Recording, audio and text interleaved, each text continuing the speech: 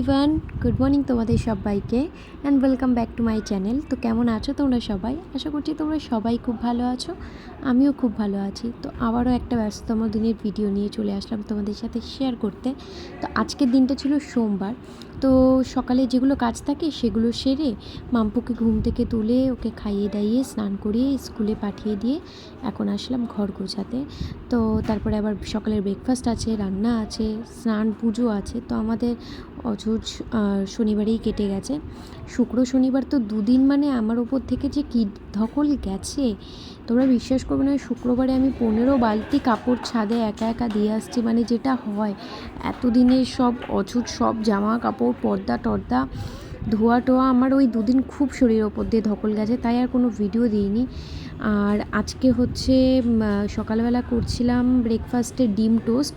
তো সেই জন্য বাবাকে, আমাদের এই পাশের মুদিখানা দুটো দোকানে, একটা দোকানেও ডিম ছিল না, তো বাবাকে বলেছিলাম ডিম আনতে। তো বাবা বললো থাক তাহলে আর রোদের মধ্যে বাজার যাবো না, তাহলে একবারে আমি ডিমই নিয়ে আসছি, ডিমের ঝোল ভাত করে নাও।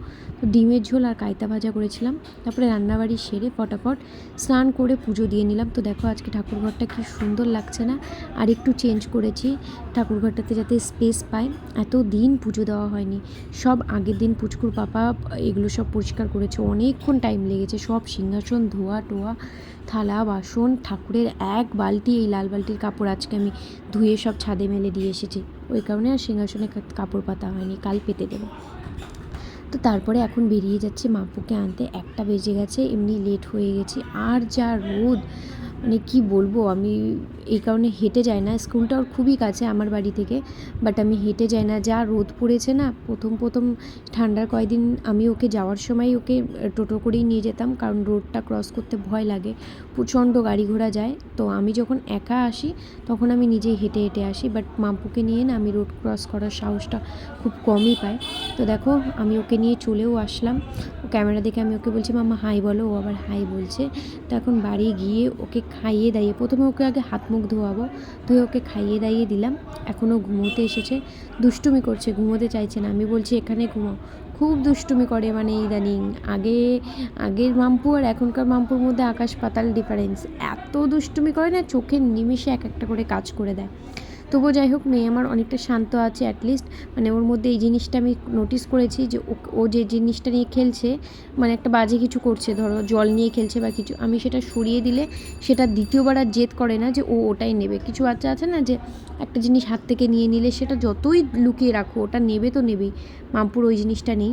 তো তারপরে আবার দেখো সন্ধেবেলা বানিয়ে নিলাম কেক। এই কেকটা আমি আগের দিন বানিয়েছিলাম মাদার্স ডেতে। আমি ফেসবুকে একটা ভিডিও দেখে আজকে, মানে আগের দিন ট্রাই করেছিলাম। তোমরা বিশ্বাস করবে না, এটা ভীষণ টেস্টি হয়। আমি জানতাম মানে ডিম ছাড়া কেক যদি তোমরা বানাতে চাও তাহলে টক দই দিয়ে, বাট আমি এর আগে যতবার কেক করেছি ডিম দিয়েই করেছি। বাট এটা আমি দেখলাম না ডিম না টক দই, অনলি দুধ আর হচ্ছে সাদা তেল দিয়ে ময়দা দিয়ে এত সুন্দর কেক, আর এত সফট হয় খেতে। আগের দিনেটা আরও বেশি সফট হয়েছিল। আজকে যেহেতু আমি ময়দার কোয়ান্টিটিটা একটু বেশি দিয়েছি, তো আগের দিনের তুলনায় একটু কম সফট হয়েছে, বাট খেতে ভীষণ টেস্টি। মনেই হবে না যে এটাতে ডিম দেওয়া নেই। এগলেস কেক যেটা হয় টক দই ছাড়া, সেটাও মনে হয় না। ভীষণ টেস্টি হয়েছিল। তো আমি এখন এর মাঝে মাঝেই বানিয়ে নিই, আমারও সন্ধ্যাবেলা করে একটু খিদে পায়। আর মাম্পুকেও স্কুলে কেক দিই, ফ্রুটস তো দিই, তো কেকটা দিই একটু, কারণ একটু তাহলে ওর পেটটা ভরবে, সেই কারণে বাড়িতেই বানিয়ে নিই। তো আর রাতে ছিল এই হচ্ছে ডিনার। আজকে করেছিলাম, যেহেতু দুপুরে ডিমের ঝোল করেছিলাম, সেটা দুপুরের জন্যই করেছিলাম, রাতের জন্য আর করিনি। তো রাত্রিবেলা করে নিলাম ছোলার ডালের একটু তরকা টাইপ, বাট নিরামিষ করেছিলাম, মানে পেঁয়াজ রসুন দিইনি, বাট খেতে ভীষণ টেস্টি হয়েছিল। আমি ছোলা ডালে তরকা করলে সাধারণত পেঁয়াজ রসুন দিয়েই করি, বাট আজকে নিরামিষ করেই করেছিলাম, হাতে কম টাইম ছিল। মানে শুধু জিরে গুঁড়ো, ধনে গুঁড়ো আর লঙ্কার গুঁড়ো দিয়ে এত গামাখা হয়েছিল আর এত টেস্টি হয়েছিল, লুচি দিয়ে দারুণ লাগছিল। তো লুচি বাড়িতে করলে মানে আর এক কাণ্ড।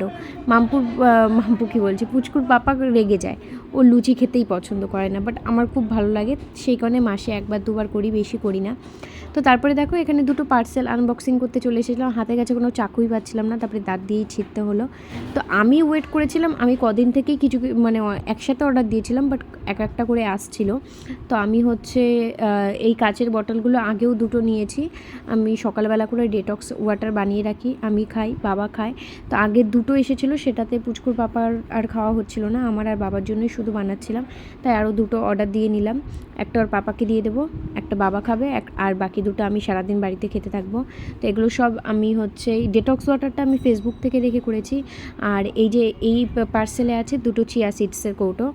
আর এগুলো আমি খাওয়া শিখেছি হচ্ছে এবার যে বাড়ি গিয়েছিলাম আমার বড় জামাইবাবু মানে রজতদা, তাকে দেখে। সে ভীষণ তার শরীরের মেনটেন করে, আর আমি তো এতদিন আমার শরীরের দিকে কোনো ধ্যানই দিতাম না।